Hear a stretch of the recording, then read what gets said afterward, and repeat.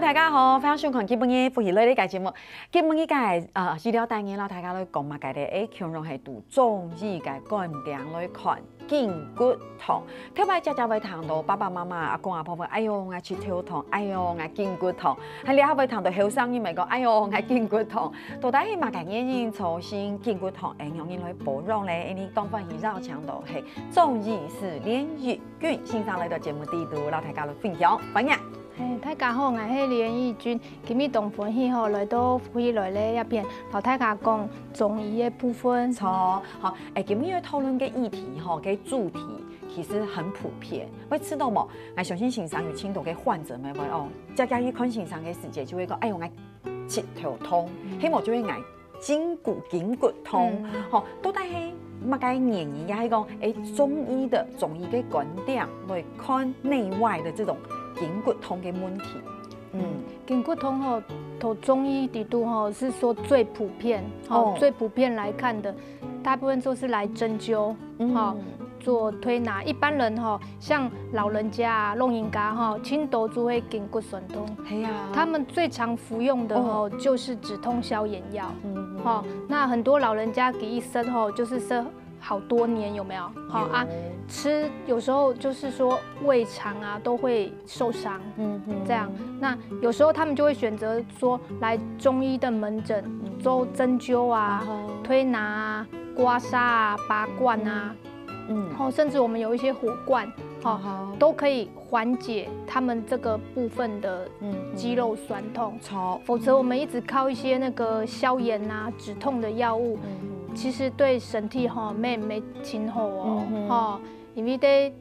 也是藥嘛，也是大概就是適量就好。不過大家會講到筋骨痛，我們是不是係乜嘅原因？比如講中醫嘅觀點，比如從內來看，係咪乜嘅比如講濕氣填充呀那種我們先從那個內部來看，因為我們這個機器嘛，人體啊，它就像一部機器，它呢會用到壞，這個是很自然的事情。那我們一定要先講到這個筋骨的部分，就會先講到這個肝經，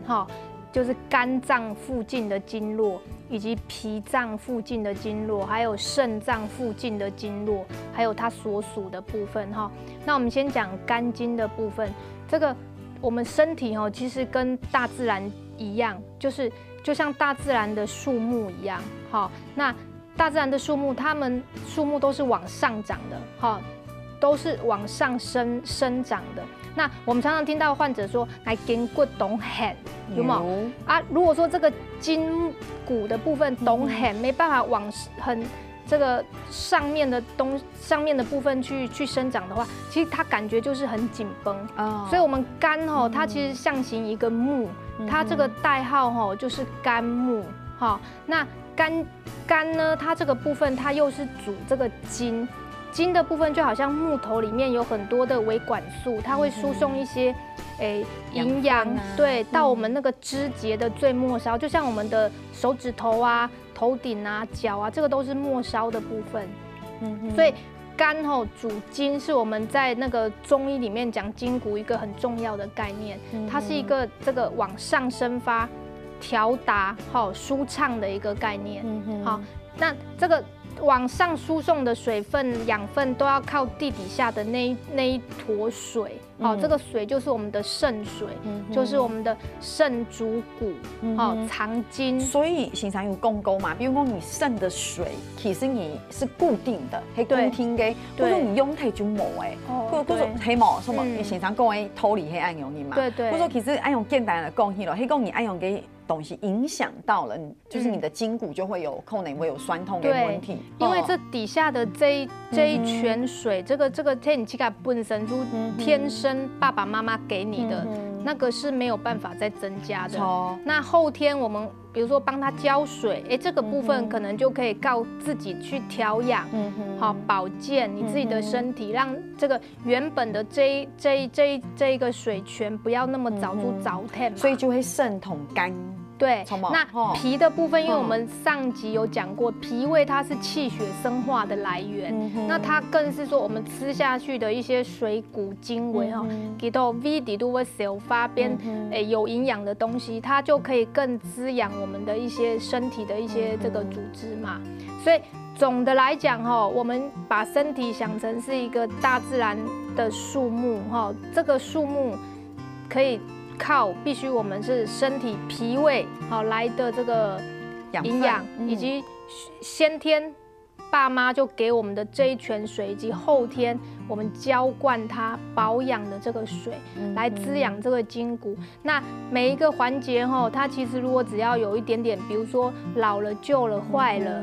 这筋骨痛就会有安样的问题，就会发现，你慢慢的就有筋骨痛的问题。我说经常讲按度其实同大家来分享的就会讲，你里面的营养不够了啊，所以我们讲脾经、胃经跟营养的问题出问题，你的肝啊、你的肾，其实是一个整体的运作，那个影响了可能就会有大家直接去看先生讲嘛个筋骨痛的问题，对，听我的意思。那我们如果外面的环境啊，这棵树木嘛，你长在外面，天气又很恶劣，有没有？又落雨啊，又吹很大的风，又刮台风，这棵树木它就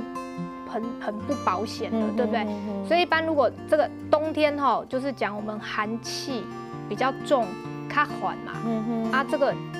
很容易就发生这个筋骨酸痛。门诊最常见到酸痛，其实秋冬，在这个比如说交替或是说秋冬时节，最容易酸痛就是在那个寒天时边呢，好，那是或是我们那个春天多湿、容易梅雨时节也很容易会酸痛哦。不说也还没同，就是跟体内的一个你的，比如说一个风寒湿邪有按可以管黑。对对对，就讲的就是你体内身体的状况嘛。好，我们过经常同太嘎会讲我是不是有关节炎啊？所以这个体内的这种风寒湿邪同关节也管黑，这边也可以让大家来认识一下。那筋骨酸痛一般我们中医是讲痹症啊，就会痹。我们门诊老人家都跟我们说，之后要变动痹呀，谁叫痹我痹，输我痹，输我动安高安尼哈。那我们大部分这个就是我们是风寒湿痹，来取代就是这个筋骨的症状。风痹讲的就是说这个关节炎来得快去得快，但是它疼痛的位置不固定哦，有时候可能手指关节、手肘关节，有时候是脚关节，每个地方都有可能。好，那寒痹的话，就是刚刚讲到了冬天啊、秋冬之后，因为气血的运行变慢，这个大家都一定会，因为这个热胀冷缩，我们身体会走的比较慢的情况下，你又没有保养好，就很容易会有痛跟肿的状况，好，症状就很多了。那落雨会有湿气比较盛，或是脾胃功能较差，它湿气没有办法运化的出来，就很容易会有麻酸重，然后它的这个特性就是它的部位是比较固定的。故说太卡就像先生讲的有青头跟老人家会说，我爱输 BB 的，这真的会有安样的问题。当然，可能你输 BB 的，可能有其他神经的问题。不过在中医观点讲到筋骨的事情，也有可能有安样的症头。我现在有讲到青头哦，比如讲你身体太卡住底嘛，你身体就会一直太记忆，你会保养嘛，迄讲你冇好好的保养，有一些问题的时节，筋骨痛的问题就会出现。这个是一个概念，不过在生活里面，生活底度其实抽神筋骨酸痛的原因有真嘅有按用的。第一个就是我们姿势很重要，真嘅有人坐，有人摔对啊，我们从小到大，从写作业到办公、打电脑、滑手机，当然最常见的就是姿势的问题。那如果说我们很疲劳了，还要继续工作，这时候是最容易酸痛。比如说加班，加班下去，你几乎隔天都是肩颈酸痛。就要去按摩，你看他加班，唔够用前一按摩，有时候啊，我们如果说情绪很低落的时候，你就会发现以前啊，唔会痛的地方，没开始会痛起来。很多像忧郁啊、焦虑症的患者，他都有很多的酸痛，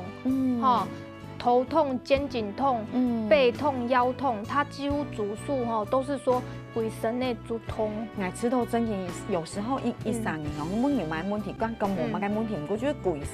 整身好不舒爽，对，筋骨痛、腰痛，那整个感觉是很不好的。对啊，基本上像这种患者，他可能就去检查了西医的一些 X 光啊，或是甚至于一些 MRI、CT 的检查都没有问题的情况下，他很有可能就是罹患了自律神经失调症。因为像这种他的筋骨就是酸痛那。他如果吃止痛消炎药会缓解，但是毕竟那个不是长久之计啦。当然，还有嘛该代谢嘅问题，太加都底嘛退化性嘅问题。对，那像这个退化性的，因为老人家很多啊，老人家大部分就是退化性关节炎、风湿性关节炎，还有到我们更年期之后啊，我们其实很容易面临到退化的问题，像骨质疏松，这个都很容易会让。这个钙质流失之后，筋骨慢慢就会酸痛。嘿，之前我线上讲的，其实年运动对容易咧保养，等下是让你讲哦。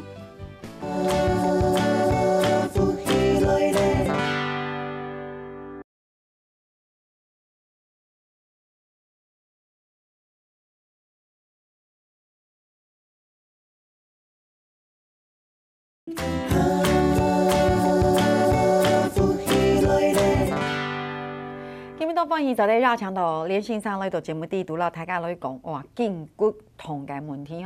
公司采访，因为线上我们在上一段节目有讲到，比如讲你的代谢不良啊、退化性嘅问题，不过还有第5点疾病，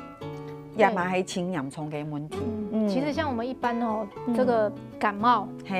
感冒就会筋骨酸痛，那 B 流、A 流会有比较严重的筋骨酸痛症状。那这个筋骨酸痛可以说都是疾病的某一个部分。我们一般会建议这个电视机观众先去做这个基本的检查。好，我们一般来到中医门诊最常用的就是针灸，但还是希望说你可以先去照个 X 光。先来我们。大略上有一个方向来讲，因为我们中医都是先治疗，让它止痛，因为针灸它具有止痛消炎的作用。但是还是说我们先厘清自己的问题，然后再来做后续的复健，会是比较恰当的部分。不过要太卡被凶嘛，因为筋骨痛就会很不舒服嘅一个沟场嘛，对，谁喜欢对不对？不过青东认为讲，食嘅东西都得系食补系一种嘅方法，不过有青东认为拍打。有冇有接嘅喺講而去講人運動嘅時節，喺早晨嘅時候，青島嘅老人家就看到，佢就會喺拍打，唔講而家唔啲拍打嘅規則係乜嘢？對，因為大家就是你就會一下按用拍打，一下按用拍打，希望就按用拍打，按用真嘅有效係。其实这个拍打它就是让这个气血通畅。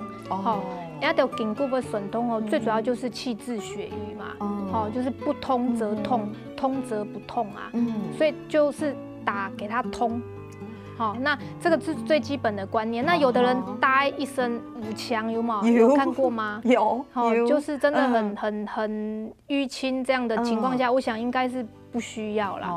像这个拍打功它其实是一个很不错的治疗的一个方式，自己疗愈自己嘛。那第一个拍打的工具，拍打工具其实很多种，有的人用一种铁扫把也可以打，有的人用这个简单的那个刀片，有看过那个这个菜刀的。你爱用共同爱把都喺少林寺要练武功嘅感觉，就会爱用。对。不过其实医师就会讲，其实係個氣血通順的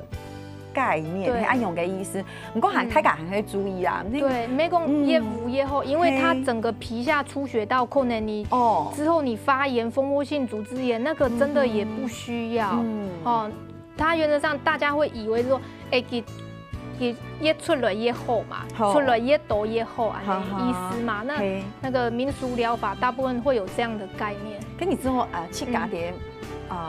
去运动的时间，去改样拍打刚。其实我们还是要听自己的声音哦。你拍打，像你如果每天做，其实最难的是每天啦。你当一按哪周哈，最好是全身拍打，每天做。每天持续做，它会有基本的效果。但是你偶尔酸痛哈，你拍打那个部分可以缓解那个地方局部。但是你说要治疗到怎么样很困难。基本保健概念还是说，你当你听那周很有耐心的哦，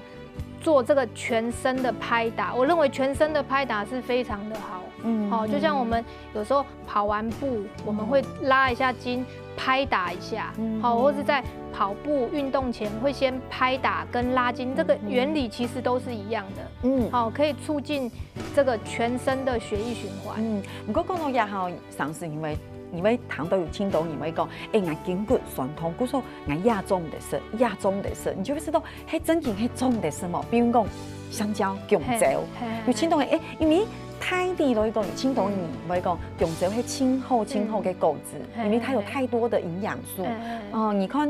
运动的人、打球的打球的人，他们需要补充热量的时间，记得就会是香蕉。不过筋骨痛做的是香蕉嘛？一般因为这个香蕉吼，这个很多人的经验其实就会讲，色类法其实吼我较难吼。好，这个中医它这个像这种部分哈，都是几千年来流传下来，一部分的人会，一部分的人可能不会，但是大部分的人就可能有偏向于这个倾向。为什么？因为香蕉吼比较冷心啦。好，这个香蕉吼，因为这个水果是属于比较大寒的，那你吃下去之后吼，血液凝滞，一样记住唔会流通啊。不过你想看，那迄个你基本你示范的时间，你就是香蕉一条香蕉，你吃过后马上就有感觉，筋骨酸痛，因为代表你的身体真的对真的太敏感了，就已经差到一个程度吼。其实我有安尼感觉过，其实没有安尼哦。给我讲，我身嘛该煮用的哦，它就很敏感。但是你身体还在一个水平以上，你煮卡唔会有安尼感觉啦。好，除了香蕉还有青豆，要少吃的，爱用讲。对，少吃的，因为我们筋骨已经唔好诶咩，好，其实它代表了肝脾肾三经，其实可能都有一点点倾斜歪斜，所以我们尽量要选好消化的东西哈，像油腻啊，因为它难消化哈，辣的东西也比较刺激哈，那比较酸的东西，我们等一下会讲到那个醋的部分，好，这个也是有一点争议的。那这反跳就会讲。我们都会先剥皮，张吃反条嘛，对不对？这个花生仁本身给做的可以这个抗凝血哦，因为它有一个不饱和的脂肪酸，可是给它皮嘛哈，它会促凝血，所以如果你有跌打损伤，或是说你有一个淤肿在那边，给缝色的部分哈，会老给剥开去啦。如果你的跌打凝血的损伤后然后你的淤青压厚黑做的是对，因为有时候你是给反跳给时间，你还爱用整个嘛，你大口的有个时间里面就有，你就穿一件红色的衣服，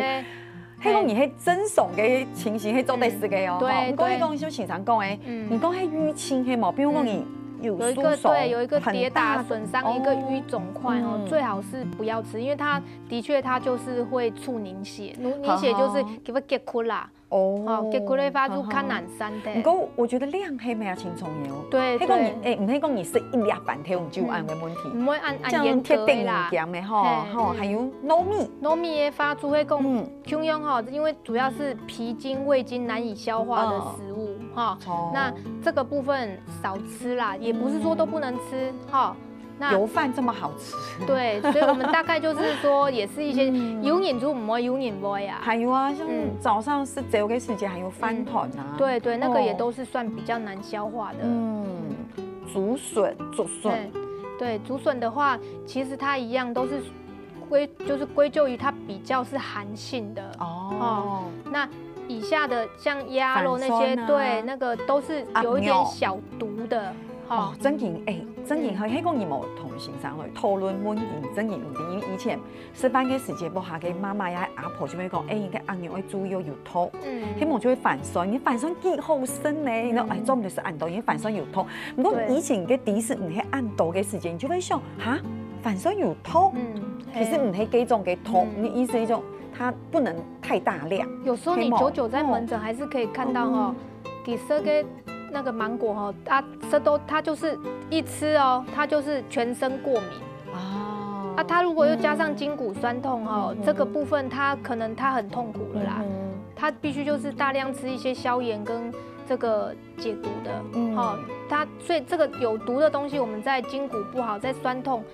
免疫力比较下降的时候，尽量要少吃一点。对，唔讲唔係講，你一整年都中就是反酸哈，那也太辛苦了哈。我剛才經常講為醋，对你剛剛說，那像醋呢？对，因為醋哦，在我們對《本草備藥》裡面，其實它也是一個藥材哦，它本身也是可以解毒殺菌，好，然後它最重要就是我們夏天喝一點點醋哈，它可以下氣消食，可以幫助手發啦。好，我們感覺也是，吃醋很解油膩嘛，可以幫助我們在那個飯後哈。腸胃的一個消化，可是哈，因為現在有的醋哈，尤其在我們食用醋，它有的 pH 只有3，所以像如果有的有胃潰瘍、12指腸潰瘍的人，絕對不能空腹吃，空肚中我們的舌一定要翻開差不多1點鐘。好，因為公司才發筍絲。爭議蠻多的，對，因為到底嘛個係好嘅筍絲，也係水果醋，對，還有青島嘅以為七甲粥，對，以為吃到講還有個講法係講希望你有高敏嘅問題，而七甲粥嘅筍絲你是高好，你的高敏會變好，因為以為調整你的體質嘅問題，如果真係會請注意，就先生講誒，吼，因為在水果醋以及釀造醋哈，好，我們大概醋酸是3.5到6%那麼高哦，好，主持人有沒有去給釀過那個醋？我們自己都有在釀醋，那個醋哦，你真的釀出來啊，你只要喝大概1cc，你就非常的酸，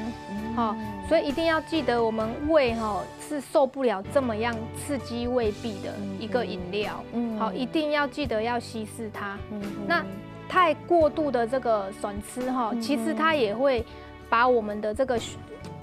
骨裡面的鈣拉出來，變成血鈣。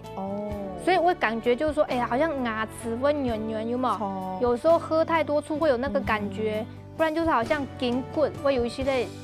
酸軟，尤其牙齒跟筋骨，所以這就是我們以前老祖宗的這個智慧，它的確就是會把鈣游離到我們的血液中。係吼，所以師從連線上老大家來分享嘅，係講有筋骨酸痛嘅問題，根本度節目地度講到嘅食物，係講做啲少事是盡量少許。唔過師從先生講，係可以提舉咯，還有乜嘅了解？等下就嚟講。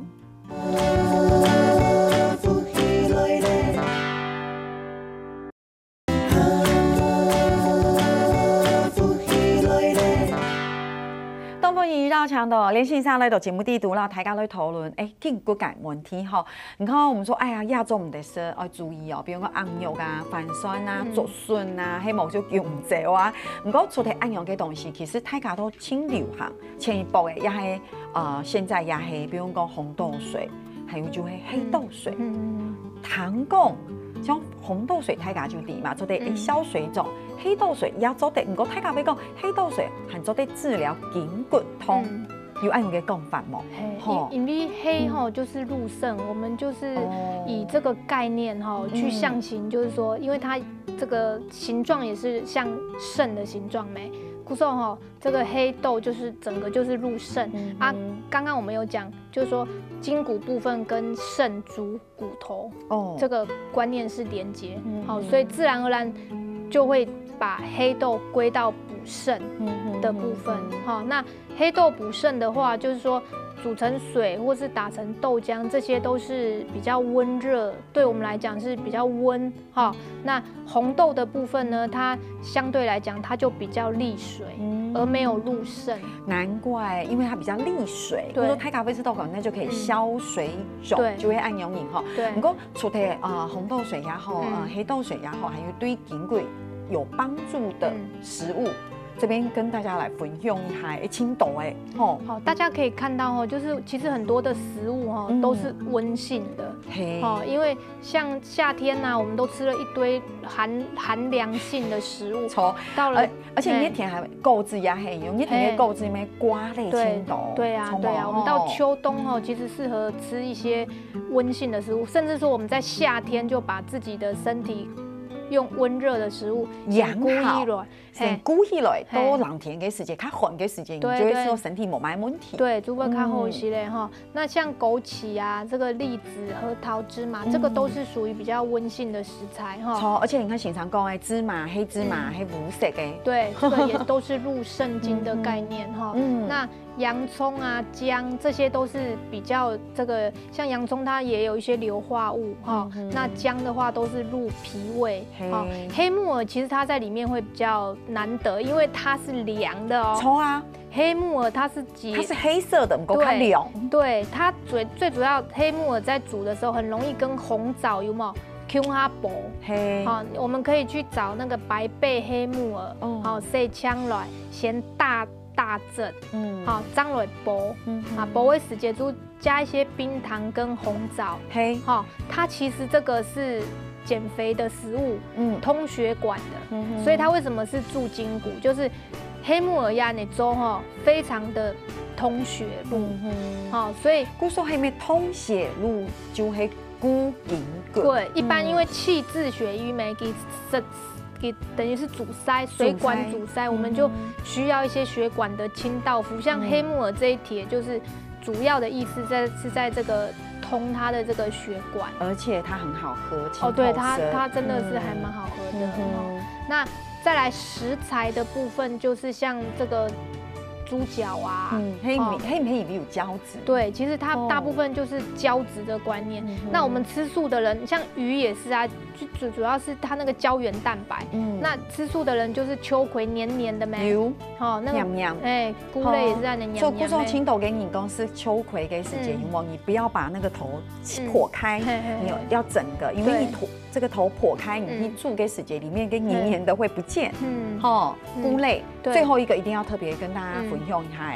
对，因为现在那个龟鹿二仙胶挺有名哎，有没有？你到处啊，你电台啊，那个所有的那个通路都有可以看得到，都在卖龟鹿二仙胶。那我们特别来介绍一下这个龟鹿二仙胶。我们先从最基本的讲，就是龟板，它的那个材料是龟板跟鹿角胶。那龟板是我们是乌龟爬嘛哈，它这个是一个叫做阴性的东西，最阴的。好，那鹿的话就是讲我们药材里面是最阳的，所以它是取阴阳合补，两极，对，两极，对，所以它是混合，精气神双补，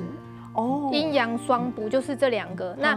龟板哈，它这个就现在国内外的研究都是证明说它可以，第一个它可以那个调节免疫功能，好，但它可以延缓衰老。它可以作用在我们的中枢神经，它也可以促进我们这个红血球、白血球的生成，所以它是一个很好的一个东西。那鹿角，因为它就是一个胶，它这个含有磷酸钙，还有碳酸钙，那这个部分呢，可以很帮助到预防骨质疏松的部分，所以龟鹿二仙胶后，其实很多的研究啊，这个都显示说这两个东西就是一个抗衰老，然后预防骨质疏松，然后有补肾的效果，这样。古说当然也较贵一些嘛。对，它当然，因为像真正的龟鹿二仙胶市面上现在大概1斤大概就是8000到1万，好贵哦。对，其实它这个是属于比较贵的一个保健品，但是这个因为现在就是说这个是到底是食品还是药品的问题，外面上可以买到的都是食品，那由这个 GMP 出厂的才是药品。好，那我们所接触的一定都是药品。那食品，我们看到坊间有很多食品，它除了添加龟鹿，因为现在其实龟板跟鹿角，我们先讲鹿角，鹿角不要用鹿茸，因为鹿茸就是还有血管跟神经，你在取下鹿茸的同时，其实鹿它是非常的痛苦。其实用鹿角本身它的钙就已经胶质就已经很多了，所以是并不需要用到那个鹿茸的部分。好，第二就是那个保健食品里面哈，它甚至会加葡萄糖胺，就是 glucosamine，或是会加一种就是 MSM，它也是一种很流行的关节酸痛的保健品。可是哈，它变成就是说，它是功能是在后面两者，而不是在龟鹿。所以当我们在购买这个龟鹿二仙胶的时候，你就要看它是一个食品还是药品的部分。食品部分它会添加一堆东西，但是药品它就很实际，就只有4样，就是龟板、鹿角、人参、枸杞，就是这4种。故作就会用大家你真正有兴趣，会是龟鹿嘅时间，去家会去看清楚你买嘅到底係乜嘅东西，佢嘅成分。对，当然我们是说食品类哈，就是这个保健食品。药品其实相对患者来讲，因为都是粉的对吗？你打下去根本看不出来。对于药品部分，我们是把关的非常的严格。所以大家要注意哈。不过讲到你还吃嘅东西，那董宇醒才很贴心哦，帮我们带来一个，你刚刚我们讲猪蹄嘛，对不对？有胶质。我说亚洲系同大家来分享，系讲你有兴趣啲摸下嘅时间，你做得煮按用嘅桶，哈。我们其实这个很简单哦，大家看电视就做得看到，都有谁强力呀，哈。